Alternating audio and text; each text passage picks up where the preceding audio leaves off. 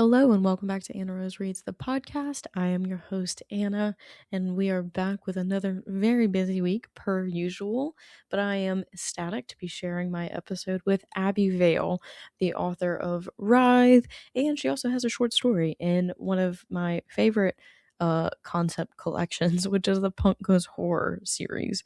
That was a series that was put out by Trueborn Press last year, a collection, and it has continued into this year with an encore, so to speak, another edition. So Punk Goes Horror 2, which is where you can find Abby's story. Now, we talk about Writhe, we talk about the story, but we also talk mostly about what went into writing a story like Writhe. And if you aren't familiar with that story, it's a very heavy one. It's a very dark story, and it's one that I recommend with everybody checking the trigger warnings for it because it is so heavy and deals with some really, really serious topics. But the way that Abby writes about these issues and these topics, these experiences, is incredibly nuanced, and there's a really interesting line that she walks with this story, and so we talk about that. If you've read the story, you're going to know what I'm talking about. If you don't, like I say, recommend that you look into it and you research it before you make the decision to read it. But I am incredibly interested in Abby's position and her approach to writing about something like this. And I can thank my good friend, Trevor Williamson of Slay House Presents, for making sure that this was on my radar and that, it's something that I got my eyes on. So without further ado, I'll let the interview speak for itself and I will catch up with you guys after.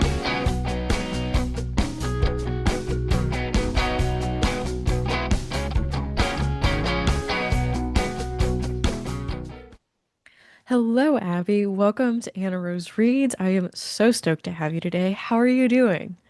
I'm great. I have a question for you, and it's how does it feel to be a bullet point on an author's wish list? Because that's what you were for me. Like these days, when authors are thinking of their goals, it might be one of them might be to be on Anna Rose Reads podcast. So Well, thank you for one, having me. I'm trying not to blush too much. Two, it's a great honor because, I feel like there's so many great horror podcasters, and I've tried to like pick up different things from like Trevor from Slay House and Neil from Talking Scared and Stephanie Hmm. from Books in the Freezer and like just all these different places. And so, but I also want to bring my own spin to things. So it's really exciting for Hmm. an author connects, with what we're doing with the show here. So no, thank you so much. That means a lot. And I'm so glad that we could make this work and we could get you on the show. Same. Um, You've had a pretty big year between October and now. You've had two pretty big releases. Hmm. It was your debut, right? Yeah, it Right? was. Yeah, with So Below Books that came out in Hmm. October of 2025. And then you just had a short story come out and Punk Goes Horror 2 that came out with Trueborn Press. Yeah. How's it been feeling, the debut experience and getting your work out into the world? It has been a roller coaster to say the least. Yeah. To say the least. I would say something about Writhe being my debut, but I don't know if that would be going too quick into it. Because I do have thoughts on Writhe being my debut, but maybe I can mention that in a few minutes. Yeah, absolutely. So, and also if, I mean, I know you pretty well from social media and stuff like that, but if my listeners don't know you as well, do you want to give a little bit of background as to who you are, what you're about, the kind of work that you write, all that good stuff? Yeah, sure. So I write horror. I do adult and middle grade. Um, I'm also a musician, so that's pretty important to me. I've been writing a lot lately where like music and horror intersect, so I'm excited Mhm. to eventually get that stuff out there as well. I think that my range is pretty big. I do have a middle grade book coming out next year, and to say that it's the opposite of Writhe is probably an understatement. So I like just doing a lot of everything and not just being like a one note author. Yeah, no. I think I'm always really impressed whenever authors can kind of hit all those different notes, so to speak, to kind of change up in tone, voice, theme, across the spectrum of horror. And, to go from something like Riot to middle grade, I can definitely see how Hmm. that would happen. But your musicality definitely comes through in your Punk Goes Horror short story that we'll talk about kind of towards the end of the interview. But I do want to ask just like broadly, what how is it to be a musician and to be a horror author? Like, is there a connection between the two for I you? think there And is a pretty big connection. I mean, lyricism in general. Like there's a lot of writing in music. Not that I've always been a lyricist. I've been a bassist for like 18 years, but recently I've been singing. I've been the front woman of a band and I've been writing all of the lyrics for that. And I can't turn the horror off. So Yeah. my songs are really dark, but I mean, I like it. And I think a lot of people do. I mean, if you listen to a lot of songs are dark, it's not like just metal, but of course, with the metal genre, it tends to be dark. And then like darkness seeps its way into music in a lot of different areas. So I just think there's a lot of overlap. Yeah, absolutely. It makes a lot of sense to me. I feel like I can see that connective tissue, between the two. Hmm. But yeah, so if we want to kind of start off, we're going to talk about Writhe, which is your Hmm. debut, like we just said. Hmm. Um, and if you want to briefly introduce the plot of this book, and then we can maybe talk about your debut experience and those things that you wanted to come back to a Hmm. little bit later. Yeah. So Writhe is a novella. It's pretty short. But I think it packed a lot of emotion into it, hopefully. It did. It's about an 8-year-old boy named Banner Price and the very toxic relationship that he has with his mother. He really badly wants a father figure because his mom's really not cutting it for him. And the village or lack thereof that he has around him fails him. And this book is really his reaction and his processing of that. Yeah. And I want to ask you this too before we get too far into it.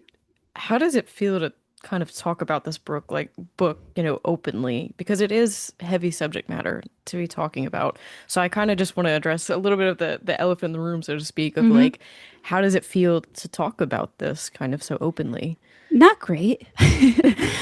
Honestly, not great. Because when you're writing a book, well, for me anyway, I'm not thinking about how I'm going to talk about it once Yeah. it's out. I'm not thinking about that at all. I'm just writing the story. So then Hmm. after the fact, once it's out, you're like, oh shit, I really got to actually talk about it. So, I mean, but that's good to work through it and to hear what other people got from it. It's amazing. I really like to hear other people's perspectives. And sometimes I realize things about it that I didn't before. And that's a fun experience. But I do think with other things that I publish, they're going to be easier to talk about than this one. Yeah, no, I can certainly appreciate that. But I do think it is very funny how most bookish people, including readers, writers, people, we're mostly introverted. And Hmm. then whenever you do decide to publish something, it's like asking to push all of the extroverted buttons that Exactly. Publishing in and of itself is an extroverted thing because you're putting your inner thoughts out into the world and like everybody's going to read them. Even if you never talk about the book, it's still kind of an act of an extrovert in that way because people are still perceiving you in a oh, wide manner. 100%. And I mean, like, even like the things that I've like tried to draft on my own, like fiction wise, I've had like a small crisis of like, oh my God, Hmm. my dad could read that, or like, oh my God, my Yeah. mom could read that. And that's nothing compared to doing a full length novel and having to release it. So I'm always interested in kind of how authors handle that new feeling, maybe uncomfortability is the right word, or just that change Hmm. of pace, of sitting with something for so long alone and then kind of just letting it go Hmm. completely out into the world? It's a really big adjustment.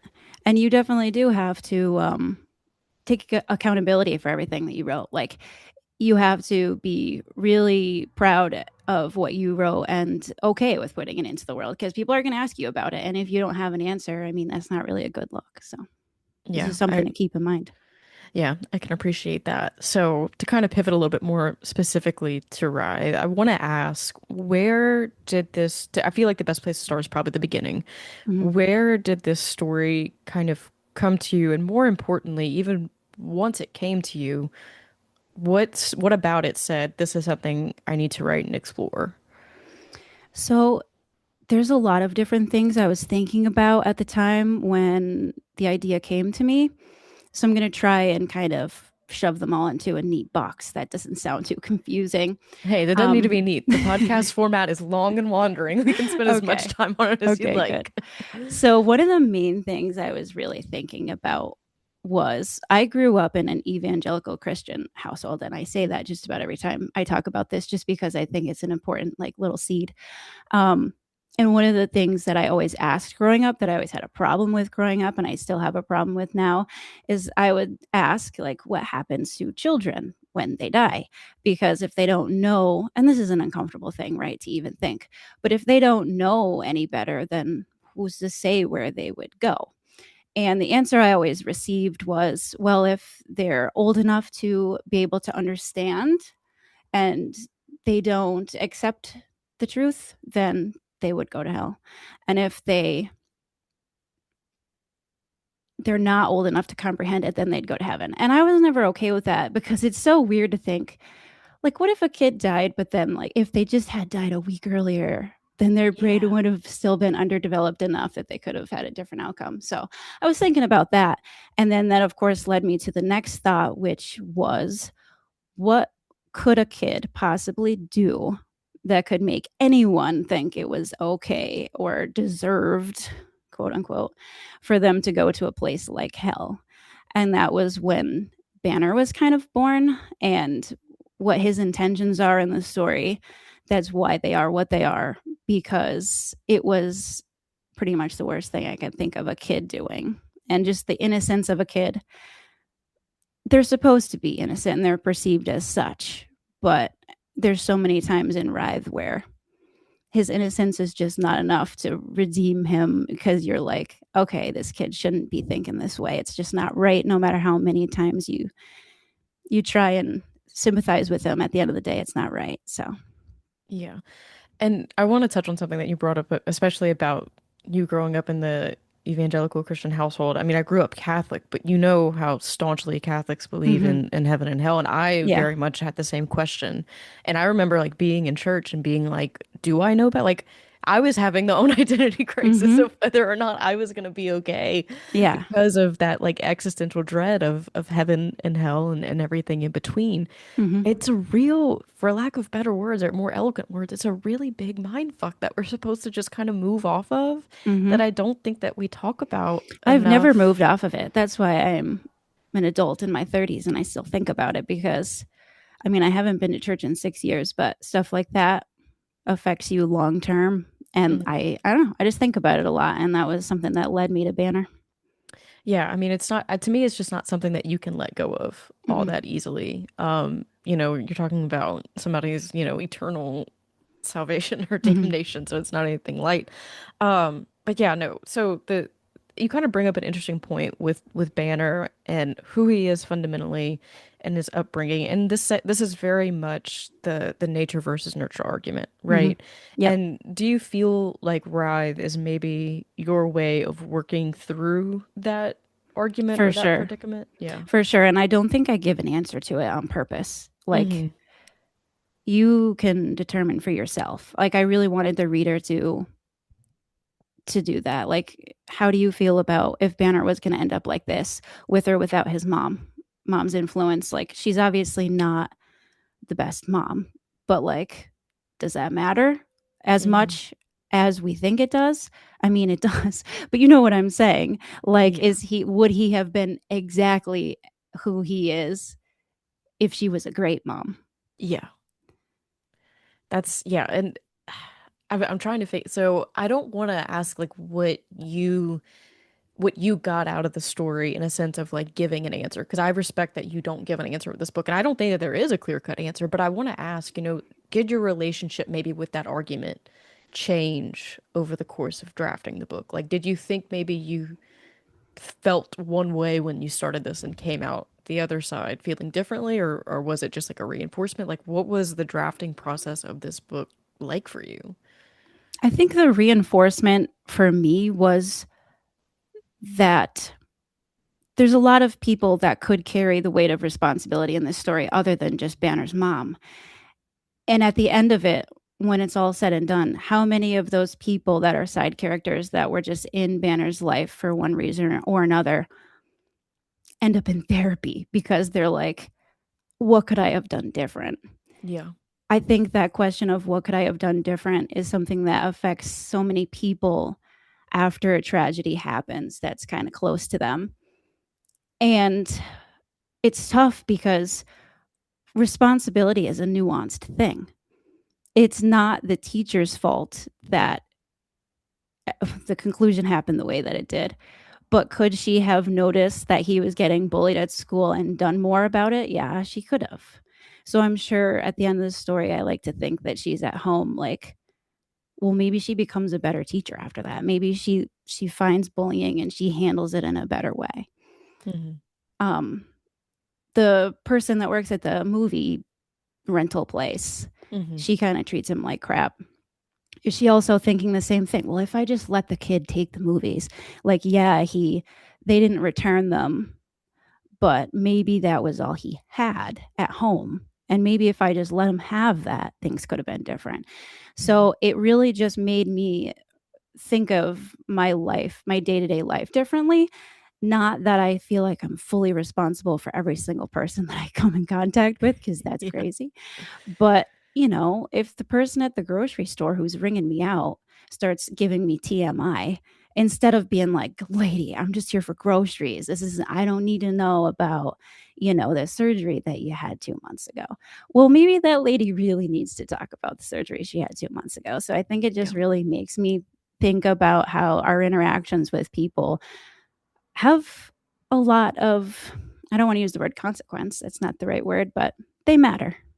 Yeah. There's definitely weight in those things. Hmm. And I think too, depending on, certain times they can weigh more than others, which is even something, even heavier to think Hmm. about, when you think about these little interactions that you have with people on a day-to-day basis.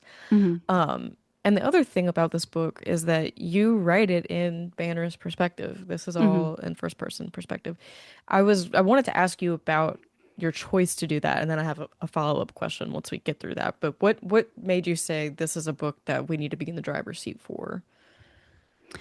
I think that I just really like first person for starters, but also for this book, it just seemed like to be directly in Banner's head might make it more effective, that you can really maybe feel a little bit more gross because you are like in the driver's seat while he's making all these decisions that don't feel good.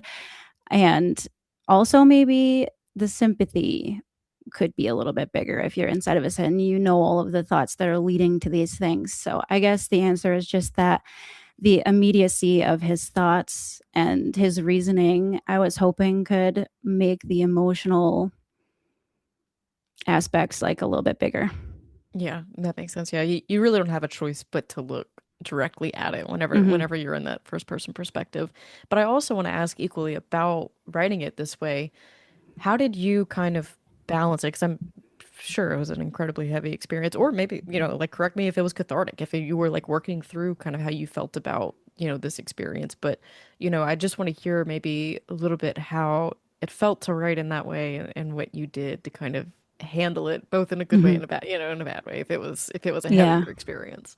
It was definitely the heaviest book I've written, and for that reason, there were times when I didn't write it for like months. I would put it down Hmm.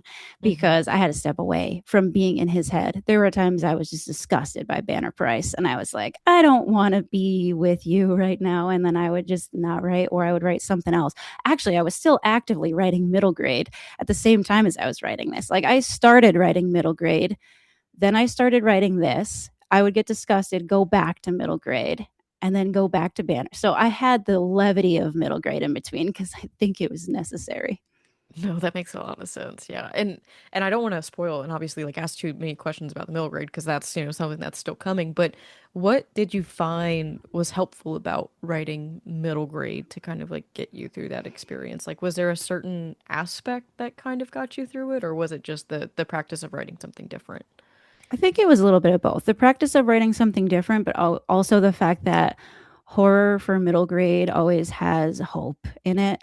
And I just feel like Writhe was the opposite of that. Writhe was very much like 98% of these people are unlikable and there's no hope anywhere to be found. So, Yeah, no, that's very true. And I think that there are some fleeting glimpses of hope in yeah. Writhe. And then, because we're in Banner's head, we see him kind of reason and logic out every way to Hmm. reject them. And that is equally heartbreaking in and of itself. Hmm. And I kind of just wanted to give you this space to talk about that. And it felt very authentic to have someone as hurt and, as Banner is, not know what to do with kindness. Mm-hmm. So, how did it feel to kind of write the opposite of what would be a welcome reaction to kindness? It was painful because, of course, I want Banner to make better decisions. And here I am writing horrible decisions for him. But I think I can relate to there are times in my life where like a good thing will happen and I will start to talk myself out of like, oh, I don't deserve it. Like Hmm. sometimes we think we don't deserve the good things that happen to us for one reason or another. And I definitely don't think that I feel that as deeply as Banner, but I really just leaned into it as far as I needed to for his character. Yeah, that makes sense. I totally empathize, and I've been in that situation too, where I'm like, this is too good to be true, or like Mm-hmm. this is not something that is deserved. But I think in Banner's case, it's just so magnified that it's very, Mm-hmm. very heartbreaking whenever we do see it.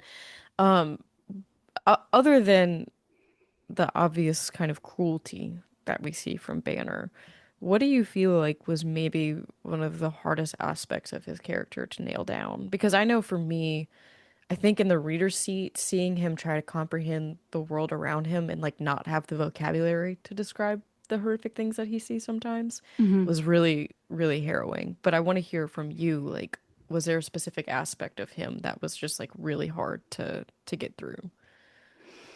So here's the other elephant in the room. Like, if we want to just go ahead and say the words and address what Banner's plan is, because Yeah. I don't think it's a spoiler. I think you know pretty early in the book what he plans.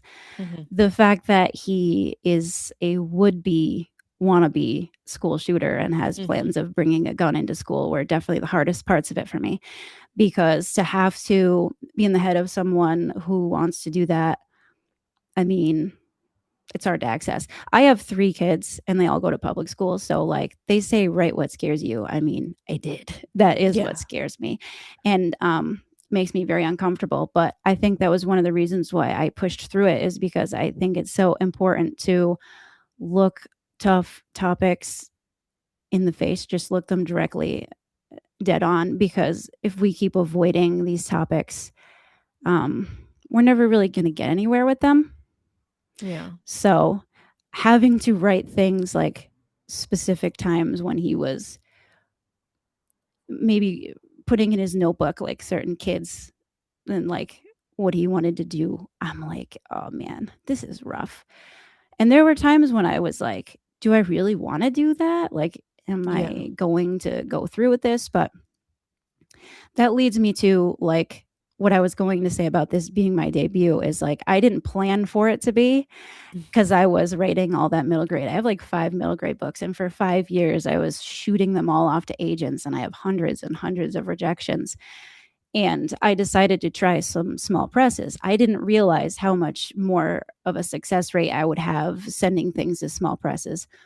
My middle grade book that's coming out next year and Writhe got signed in the same month, That's like great. That's January awesome. 2025. I technically signed the middle grade contract first, but they were like, oh, this is going to take us 2 years to get out. Whereas So Below was like, we're getting Writhe out this year.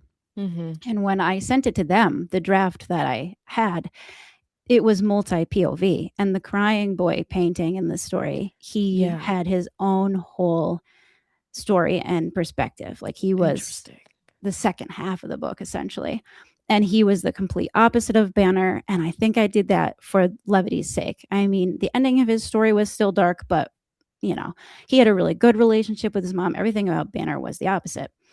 And the guys at So Below were like, listen, we love this book, but the thing we love about it most is Banner's story. That's what really Hmm. hooked us. And everything else was like, okay, but we would love it if you would really lean into Banner's story. Hmm. So I thought about it for a little bit and I realized that they were right. And their confidence in Banner's story gave me like the permission that I needed Yeah. to dive further into it because it was shorter before. So I dropped the other POVs and I stuck with Banner. And anytime I felt uncomfortable, their confidence in it was something that um, helped me to really Yeah. commit. With that said, this being my debut, which was not intentional, it's just so happened that this was the first thing that got picked up. Um, it involves so much trust of my readers, and I don't deserve anybody's trust because they pick this up and they see that there's like school shooting talk, and I don't blame anybody for putting it down because there's I haven't written anything else that they've read for them to be like, oh, I trust that she's going to handle this with care. Like, who am I to them? I'm not really anybody yet. So I think it takes a lot of trust to go into a debut author's book and actually trust that they're going to handle it the right way. So I don't blame anybody who doesn't read it. Yeah. Well, I kind of want to talk about that whole experience though, because I want to back up a little bit, and first I want to talk about the decision, that whenever they asked you to cut the Crying Boys story, and you Mm-hmm. really kind of had to sit with just Banner's story and leaning into the the really harsh, dark reality of that story, Mm-hmm. and kind of what did that feel like for you? Like, and not to get like too metafictional about it, but like, did you feel fearful at that point to like express this fear on the page in this way? Because this is the thing. This is a fear that so many parents have, that kids have, Mm-hmm. of going to, and it's a hard thing to talk about with nuance and with respect and with dignity and like all of these things. So I know like it's a very hard needle to thread, and I'm sure that it weighed heavy on you to like go Mm-hmm. down this road. So like I know that you said that it was, the Sobolo folks' trust in you that kind of got Mm-hmm. got you over the hurdle, but what else went into that decision? Like I'm glad that you wrote this book. I'm glad that it exists because it makes conversations about this thing easier to have, but I know there's an element of bravery and responsibility, ironically enough, like we were just talking about the Mm-hmm. responsibility to do Yep. something like this. Yeah. Um, I don't know, like I said, like their trust in me and in the story was something that really helped and made it okay. But also, like, I did understand everything that they were saying about I could see that the POVs that I had mushed in there Hmm. were an excuse to shy away from the hard parts. And I don't know if that's what they saw too or not. I never really asked them that, but they were just right. And so when I thought about what the story would be like if I leaned into the darker parts, it was scary to think like, yeah, this is gonna be how the world is introduced to me in as a horror writer. Like, this Hmm. is it. Hi, I'm Abby Vail. School shooting. Horrible. Horrible. But I don't know, I just committed to it because they had faith in the story. The praise that they had for it made me feel good, and they told me it was necessary. Using the word necessary made me feel like I agreed. Like, yeah, talking about this is necessary. And also, like, specifically, whenever I feel like something that I want to write about might be a little bit too much, I read Eric LaRocca stories and I'm like, nah, I think I'm good. I think I'm good. No, no. But I mean, you know, I certainly understand the feeling of like maybe this is too far or maybe this is too much, but that is like what the genre is for. The genre is for us to unpack what Hmm. scares us most, and I mean, unfortunately, the this reality that we live in is one that fosters these fears. Hmm. So I mean, I don't I think that talking about it and writing about it is the answer. Hmm. I think that finding the way to do that respectfully is always the hard part, but I think that you've done it. All right, thank you. It's good to And hear you yeah. confirm that you think that I did it respectfully, because really, I didn't want any violence for violence sake. I really didn't want to be Oh like too no. graphic or anything like that. No, and this is the thing about horror and violence, and like this isn't like anything against like the splatterpunk subgenre, and like because this is not that. This is like very much Hmm. this is a social crux problem. This is a Hmm. real problem that we have that we clearly don't seem to know how to solve, or that people don't want to listen to how to solve in this Hmm. country. So, you know, I think writing about this is a good look at what do we do? What can we do? And if there's anything to be done. And I mean, it expresses the fear in a healthy way of what it's like to have a child in this world and to try and raise them in a way that they interact with this world in a way that's respectful and, nonviolent and all these things. Mm-hmm. But to also sit with Banner and see the way that he's treated in the world that he's exposed to.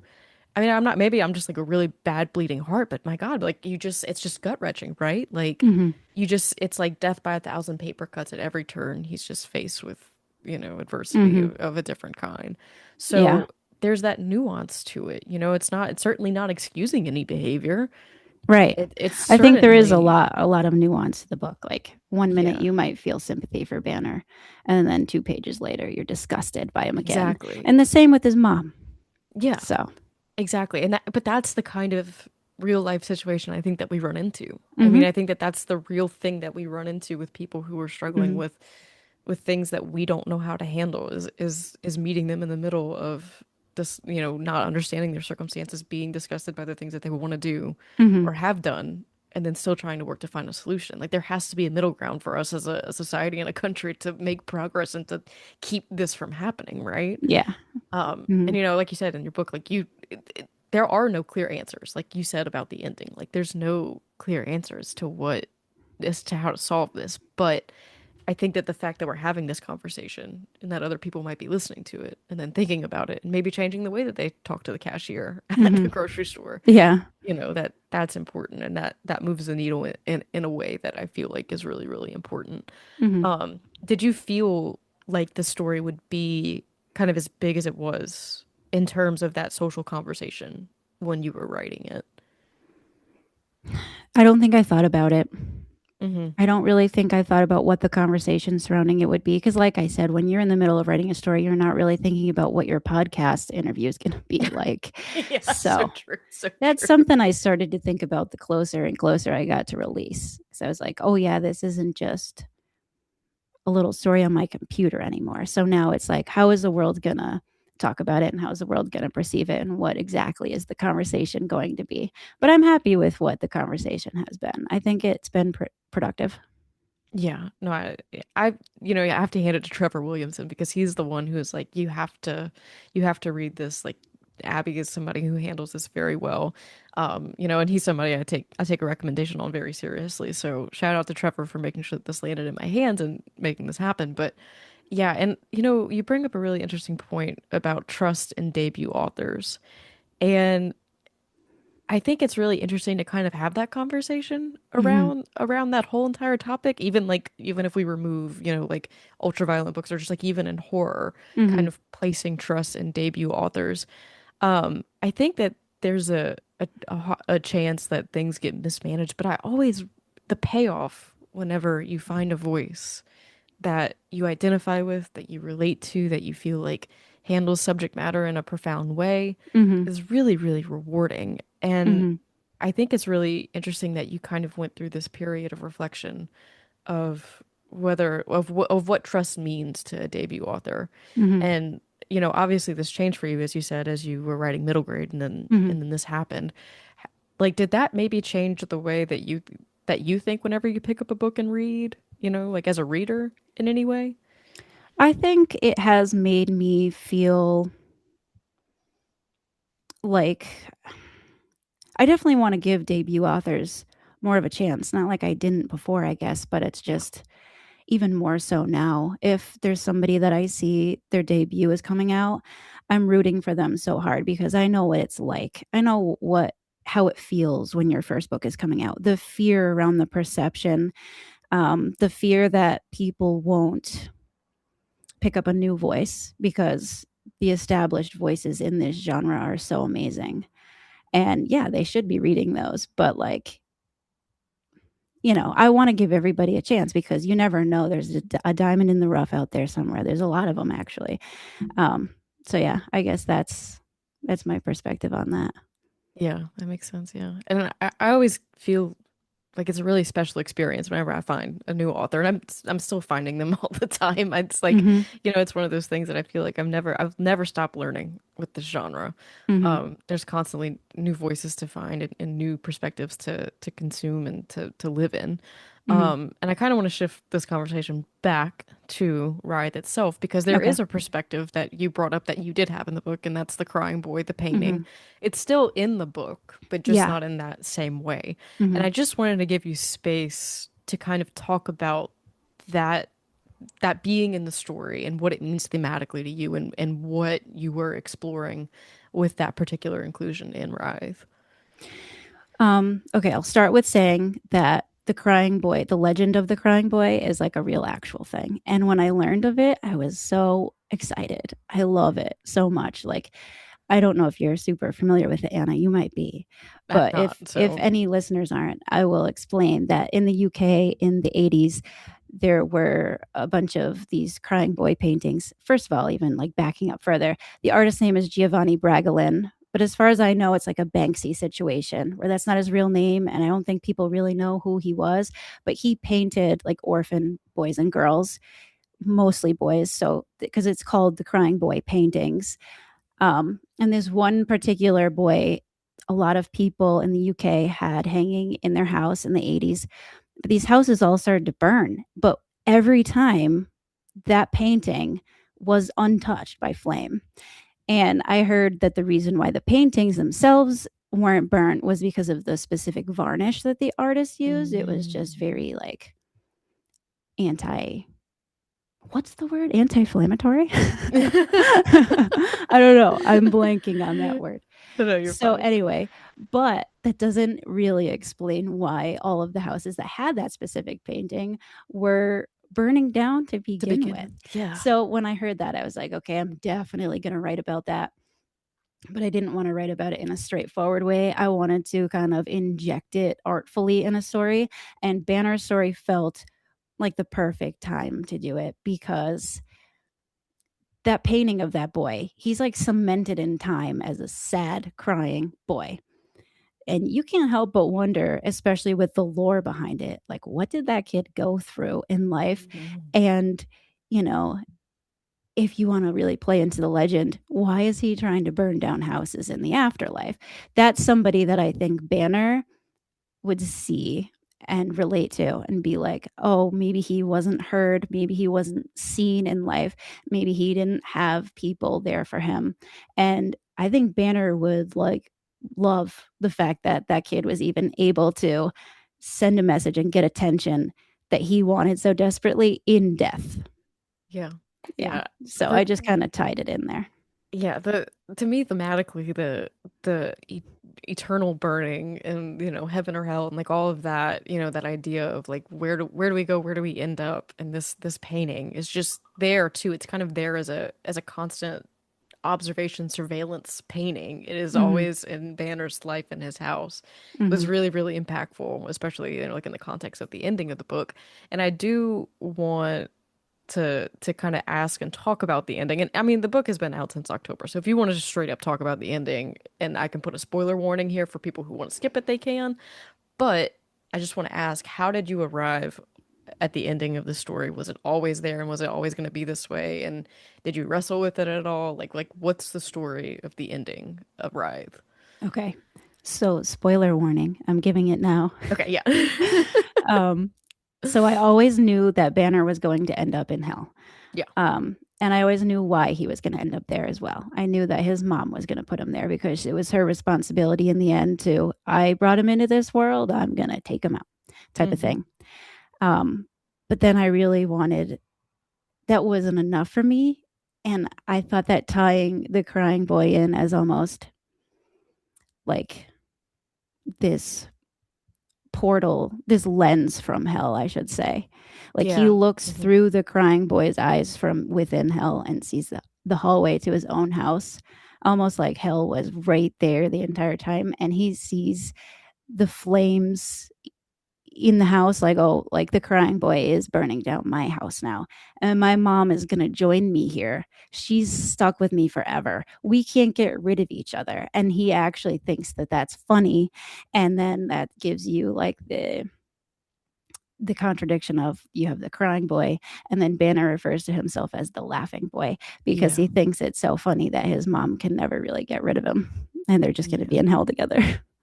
Yeah. And it's a dark, twisted humor, But No, well, there's also this piece of it too that, you know, all up until Banner ends up in hell, there's a scene where he's kind of like he's hallucinating, he's kind of tripping out because his mom has poisoned him. mhm, Um, and the knife in the gut for me was he was actually kind to the neighborhood dog, like his yeah, neighbor's dog. hmm, And the dog is attacking him right before it cuts to the scene of him being in hell. And that just like broke my heart because it was the one piece of kindness yep, that we kind of saw consistently hmm, throughout the book. And that was just like oh, this is it. Like, this is the last straw, the final, whatever. And that yeah. just kind of broke me a little Very bit. true. However, I will say that with him being poisoned and hallucinating, it's entirely up to you whether or not that dog was actually attacking him, Yeah. because he But could have also been just hallucinating that. right. But to me, in either case, that his mind, even if it Did really that to happened, him. yeah, It's cruel exactly. if his mind did it to him and it wasn't actually happening. Because Exactly. that goes along with him How he feels about rejecting, the world. yeah, Yeah. exactly. Him rejecting all kindness he received. Exactly. And so like that to me was the gut punch of this book was like in either case, whether it's real or not, this Hmm. is so upsetting. You know, like the last glimmer of hope for this kid is just like out the window. Hmm. But no, it's an with the way that you situated the painting and the observation of Banner from Hell, I was like really kind of blown away that that was a really unique choice. And it was something that thematically I would love to be able to pinpoint what it was that you had suggested this like viewing lens of the painting throughout the novella, but having it like solidified at that end point, I was like, okay, yes, I'm picking up on what's being put Hmm. down here. So Yeah. no, it's a how did how did it feel once the book was done? Like how did you feel relieved? Did you feel you like what was the Yeah. feeling? I felt satisfied. Just I felt like that ending really wrapped things up better than the original ending because, like I said, the original Hmm. manuscript that I sent to So Below, the ending was similar but different.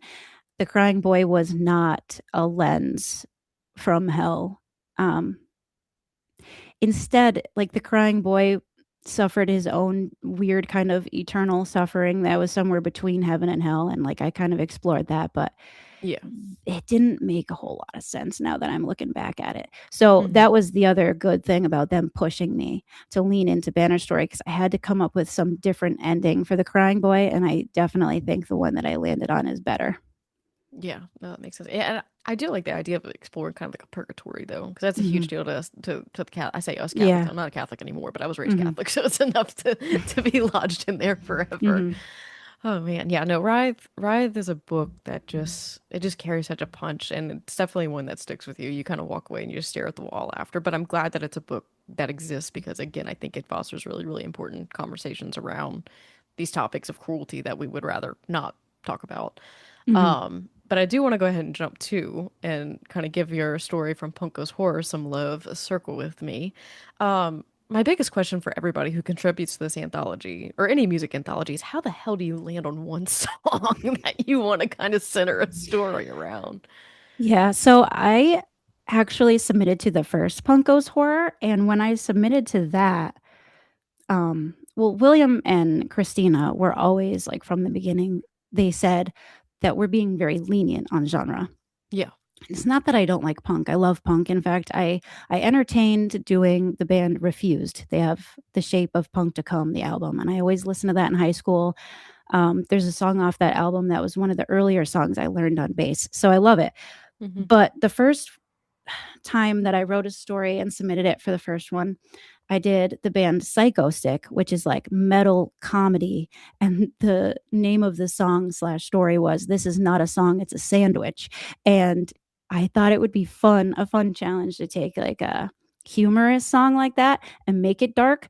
So it was a cult story. And I liked it, but ultimately they said that it didn't really fit the same vibe as the other stories that they ended up going with for the first one. And I totally got that. But then he came back to me for Punk 2 and he's like, we're doing it again. You're in. Let's go. And he's like, you could either do the story you submitted for the first one or you can write a new one. And I decided to write a new one because it was really on my heart at the time. Like I said, I write a lot of metal horror, specifically female fronted, Yeah. because as a female musician, this is important to me. And I had just got done writing a whole slasher novel about misogyny in music for women. So my mind and my heart were still there, and I went with Circle with Me by Spirit Box because I love Spirit Box and I love Courtney LaPlante. But I had been seeing so much garbage online. Anytime I read the comments on a Spirit Box like clip on Instagram or whatever, Mhm. the comments about her body are so disgusting. And 90% of the time, it's men who are just mad that a woman is dominating their space, quote unquote, Mhm. because metal is very male dominated and she's really good at it. So I think they don't like that, and then they just start attacking her body. And I always wonder how that must affect her if she sees these comments, which I think it's impossible to always avoid.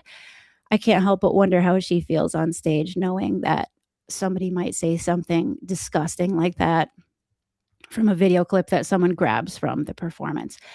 So just the fact that she has to think about it all, or any woman in music, doesn't even matter the genre, has to think about those kinds of comments on their body while they're performing, is something that I wanted to explore in the story in a big way. And I Yeah, wanted no. there to be revenge for that. Yeah, no, no. Look, I'm on board. Yeah, the thing that I think about, and this is not metal, this is not really punk really, but I think about Hayley Williams. That's like one of my favorite artists. Mm-hmm. She is so she is like her voice is so powerful, like whenever Mm-hmm. you see her live. And to think that whenever you walk away from a performance that she puts on, that you would pick apart her physical appearance rather Mm-hmm. than the art that she just gave you Mm-hmm. just kind of makes my stomach sick. And Yeah. that's something that you really, really tap into with the story. And I mean, like, very, very presently, like, my husband and I are just now watching The Boys in its entirety. And the online discourse around the way that Aaron Moriarty did or didn't have plastic surgery. I'm like, this is like, is this all that you're Yeah. taking away from this? Is this Right. all that we're focusing on? It's so nauseating. It makes me just as angry as you are. And Mm-hmm. I, I too would want to write a story about that because it's fucking upsetting It is upsetting. whenever you're giving or and we talked about this at the beginning, how hard it is to kind of give your art out to the public. And for music, it is a performance piece. You can't separate yourself from the art in that way. Yeah, that's the good thing about like being an author is nobody's going to talk about your body because it's just a book in their hands. But when you have to get up on stage and do any type of performance on a stage, then Hmm. you're also open to criticism on your appearance. And that just Yeah. sucks. Yeah, absolutely. And so, yeah, I felt beyond just the words and the narrative that you created with the story, I felt that in that moment. And it feels like, honestly, like Circle with Me, the story kind of could go both ways for both, creating music as an art and creating books and fiction as an art, Mm-hmm. as how you're perceived and the things that people demand of you. Mm-hmm. Do you feel like it can go both ways, or do you feel like this is specifically a music performance kind of story? I think it could. I mean, I Hmm. never really thought about it like that, but you're right. It could be seen as just, um, people, any artist who creates anything, like they're going to be perceived in some way, even if it's not physical. So, yeah, just the criticism of the wrong thing kind Yeah, of and I sucks. feel I feel like it's the horror of entitlement too. Whenever people demand Mm-hmm. like, certain things, whenever the artist is not either wanting to give or willing to give or able to give, like that entitlement to a certain kind of Mm-hmm. performance, a certain kind of book, a certain kind of story. Like the artist is giving you their art, like Mm-hmm. here it is. So no, that was I really enjoyed that story, and I felt a little catharsis at the end of it there, but not Good. before feeling the anger that you probably meant to explore. So Mm-hmm. no, that whole collection's a really a lot of fun, and I'm super glad that they did a second one. It's been really really Yeah, me awesome. too. Yeah. I didn't know what the TOC was going to be, so I said yes, I'm in, and then later he was like, "Oh, by the way, here's who else is going to be in it," and I'm like, "What?" I'm honored to be in it, and then he's like, "Oh, also your story's going to kick off the whole thing," and Yeah, I'm like, yeah. "Oh, wow." Okay, that's an honor though. I'm really excited about it. Yeah, awesome. No, I'm super thrilled that this project exists, and there's been two of them, so it's been super fun to read those and to enjoy them both as like a music fan. Even like I said, even though I'm not a huge punk person, I still enjoy them like as a fan of music, Hmm. and then of course horror fiction. Hmm. But so we are getting kind of close to the top of the hour. I do want to ask, what else do you have going on in 2026? I know that you talked about having the middle grade books, Hmm. and you just had the short story release this year, but what else do you have going on? Like any events, appearances, other releases, projects, anything like that that we can promote? So I will be at StokerCon, of course, and then I mean I don't have any other books coming out this year. I am fingers crossed. My slasher novel that I mentioned, the one it's a metal female rage slasher novel, and it's kind of in this weird gray area where I don't know if it's getting picked up or not. Like Yeah. it's a tricky situation. I'm just really hoping that I could get that out sooner Hmm. rather than later. And I'm working on another book that is exploring the motherhood of a musician and whether or Interesting. not I mean, I played my band's first EP release show 6 months pregnant. Um, so like I've done a lot of that, and just the way that people perceive you as a mom when you still go out and you play music. I really wanted to explore that. I don't want people to think that that's all I'm ever going to write about is music and horror. I just feel like I have to get it all out and then I'll move on. No, Because I think each there's so story much you explores a can. different aspect. I was supposed to say, no, there's so much. And this is the thing, too. Like, much like I asked you with Circle with Me, there's so much about music, creating any kind of art, and creating fiction that I feel like it's a dual conversation Hmm. about the creative experience. So I feel like there's so much that you can say and do with that. I'm Hmm. eager to read all of it because it's just such a big playground to play in, Yeah. and like the horror of giving something over to somebody else that's so integral you, Hmm. um and to be vulnerable like that is such an experience. So no, Hmm. I think I there's also lots think to it's say. okay for me to write more than one story that is about like female musicians because it's a big lacking area. There's not that much of it. Oh yeah. Um, like I love "We Sold Our Souls" by Grady Hendrix, but I Hmm. actually really would like to see those stories written by females as well, Yeah, and like just see what we can do with it. I would And too. then my middle grade book is called Bad Manner. That's coming out June 8th, 2027. It's gothic and it's psychological. It's about a 12-year-old girl who is highly superstitious, but only as a trauma reaction to her mother's sudden death in a car accident. And her friendships are kind of strained because her grieving process, her friends don't understand it, and they don't understand why she won't walk under a ladder, and she gets nervous when she sees a black cat, and she has all these little quirks that she has to abide by because she's desperately trying to control fate, and she doesn't want the same thing to happen to her father or anybody else that she cares about. So her friends are kind of like, um, hey, I really miss the old you. And she ends up getting an invitation that's brought to her by a black cat. But the invitation has an etched white rabbit on the front, which is supposed to be good luck. So she's kind of conflicted there. And it's an invitation to a manor, and it is for the purpose of kids go there to break their bad habits or their bad routines. They spend some time there and hopefully learn to manage those. And she has to decide whether or not she's going to accept and go. Of course, she does. And then horrific things happen. There are things that she doesn't want to happen, maybe a lot of superstitions.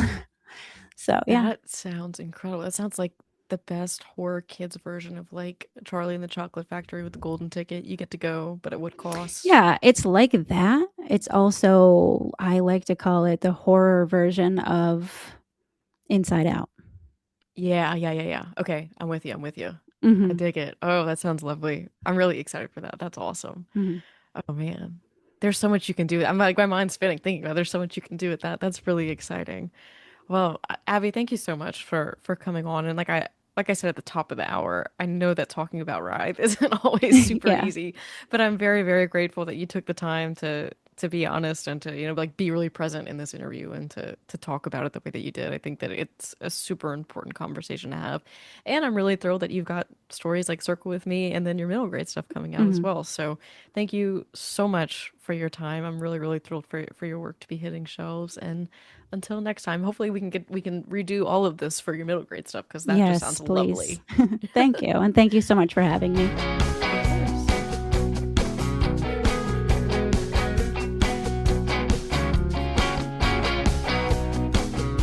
Another huge thank you to Abby for her time and for just being willing to kind of really get into it about Writhe. Again, as I kind of stated during our conversation, the topics that she wrote about are not always easy to discuss in conversation, but I'm very thankful that we were able to do so. I think it's an important conversation worth having, especially in this day and age. So I am the most thankful to her for wanting to come on the show, her enthusiasm, and just being willing to go there and to get into it. It's super important that I feel like these conversations are had. So I'm really, really thrilled that we got the chance to do it. And again, shout out to Trevor Williamson for making sure that I didn't miss out on this. Looking forward to the rest of the week. I'll have a bonus episode out to you guys at the end of the week.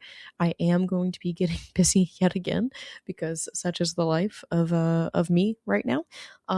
But I'll make sure that I post all my updates and all that kind of good stuff to social media.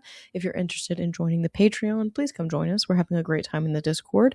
We're talking currently about short story collections and how much we love them and all the different ways that you can access a story. Mostly thanks to Ray Bradbury, as apparently his short stories are really interesting to try and track down about where they first came from, where all they're collected in, and all that good stuff. My good friend Alan is working on a database for all of that right now, which I have the most respect for because I hope to achieve that level of organization one day. So shout out to Alan. But anyway, all of this to say, there's lots going on in our Patreon Discord. Please come join us. It's so much fun and it's a great way to support the show if you can. But if not, the show is always free, and I am so excited to share it all with you all. And thank you all so much for listening and sharing. Until I see you all at the end of the week, thank you all so much once again.